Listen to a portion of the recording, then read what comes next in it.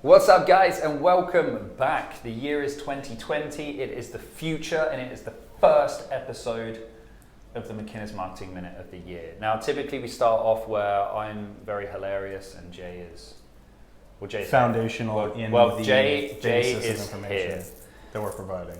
So, fortunately, we're actually going to start this off on a bit of a different note. We're going to thank all of you for watching this past year. And we're going to thank all of our clients for working with us and for trusting us. We look forward to helping many more of you this year. And we're going to start that off right by delivering to you a 2019 December market update.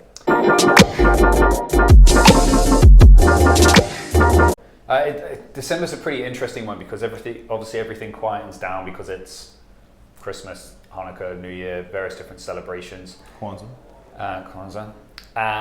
But we're typically dealing with lower numbers, so a lot of people get put off by maybe 300 apartment sales in December. Whereas when you look at the year-to-year ratio, it really paints much more of an accurate picture because you can kind of see the change. I mean, just jumping straight to it, the market actually increased 88.1%. Yeah, so why I like looking at December numbers is because we can see, like you said, the full start to finish of the year and that trend line and where it's come from and where it's gone. Mm-hmm. This past year is interesting because the market was not in its traditional form, behaving traditionally. It was quite a bit different, and there's some drastic numbers, as Ben just said.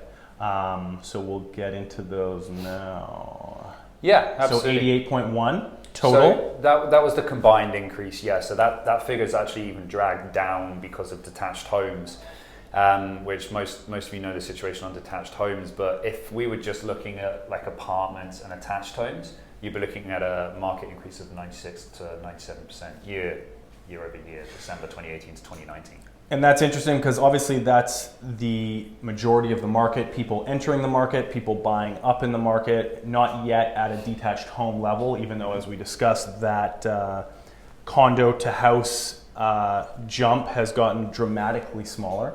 But obviously that's where the bulk of the market is turning, and that's where the bulk of the activity has been. And yeah, that's a very drastic increase. And with numbers like that, we're not getting the price jumps yet that you would assume, but this is definitely the numbers that we're going to need to see enabling the jumps sooner than later, I think.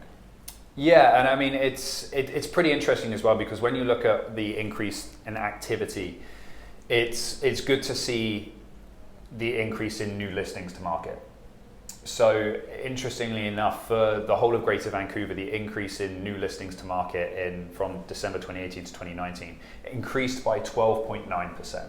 So you would expect with more property coming to market that you would see an increase versus last year anyway, but I mean, there was only 12.9% more, yet the sales to active ratio increased by like 88 to 96, 97%, which is phenomenal. And even further, when you look into Vancouver in particular, our new listings to market are very similar to what they were in 2018. So I don't even think we in Vancouver increased that 12.9%, but our sales ratio increased massively. And if any of you guys want to see how that year looked in terms of a graph, go onto our blog. We've actually attached the graphs for the entire year so you can see what we're talking about actually in front of you as well. Yeah, and that again highlights the belief in the market. Mm-hmm. On the buying side, there was a consistent belief on the selling side. If we can get our numbers, there's always people that are realistic, always people that are not, but if we can get our numbers, we will sell. So that aspect of it has been relatively consistent, but the belief of the buyers, which is the key here, has shown to kind of rapidly pick up in the last tail end of 2019. Yeah. So let's get into some triple S's. Triple S's. Sexy sales statistics. So we'll start off with detached homes. So in 2018, there were 348 detached home sales in December. And December 2019, 599 detached home sales. So that's an increase of 72.1%.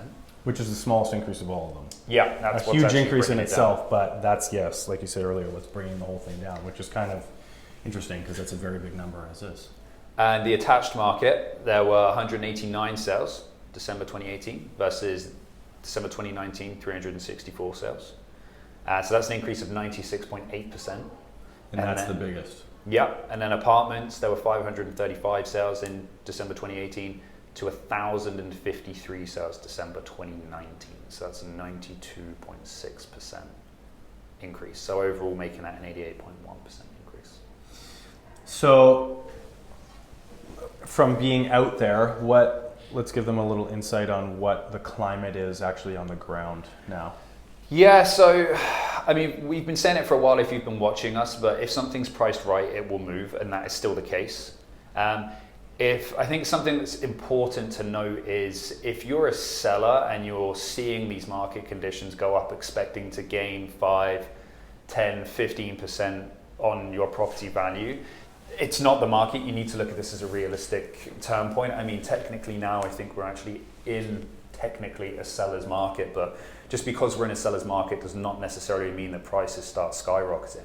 Because I mean, we're getting these massive figures, these increases versus last year, but we're still 2.8% down on pricing versus December 2018. Yeah, and the last seller's market was an extremely unique seller's market. So I think a lot of people, when they hear that seller's market, they think multiple offers, it's going crazy, urgency, urgency, urgency. And there is urgency, but not yet reflective in the pricing and the immediateness of things having to take place that we saw in the last seller's market. Yeah, I mean, the last few months going back, I mean, there's been price increases of 0.6%, 0.7%, 0.8%. So that shows the small incremental margins that we're creeping up. I mean, they're tiny amounts. And even with that creeping up, we're still down 2.8% combined. Detached housing is actually down 4% versus 2018 to date. So although it's been increasing, you're still down 4%. And if you're wanting to gain 4 to 8%, you're actually needing to gain 8% or 12% to actually gain that, because you're still making up the loss from where you were before. So we've had some people saying that they're going to wait till the spring and the fall, and of course those are better. And if that's the situation that works for you, then fantastic. But if you're putting that based on, because it's going to be up by 5-10% at that point, it's just not going to happen. So we're trending in the right way though, like you said, which is the important thing. But again, if you're overpriced and basing it on the market now being a seller's market, you will just sit there. And I think trending in that direction, I want to pull emphasis off of it's going to keep going up, up, up, crazy, crazy, crazy, because we've got the activity, yes. But those drastic increases have not shown yet. Personally, I don't see that in the near future. I do feel the importance of this, however, is that I think we can clearly see from the last 6 months where we've come from that we have seen that floor. Mm-hmm. There's definitely stability in that floor of the market, so it's no longer catching a falling knife and all the references that we're hearing out there. For a sustained period of time, we've now seen consistency in the market and buoyancy at the bottom. Mm-hmm. So I think if you were entering the market the first 2 quarters of this year, you are under where we are now. You started in a better place, cheaper or less pressure on your buy, but not that it's skyrocketed, but now we've got a lot more consistency and a lot more belief in the market that it's no longer falling and it's buoyant again. Yeah. At, I think, worst now, because I do believe we're going to see the increasing activity over the next 12 months. Yeah, and that then kind of tags on to buyers. It's a good place for you as a buyer to be in if you're actually ready to go and ready to purchase something, because the increase in activity means people are much more open to putting their place on the market. They're not so scared and cautious as they were before, therefore increasing your opportunity to obviously find the right home as well. We're going to get more out there for sure, more options, but I do believe still double-edged sword. You're going to have more people competing.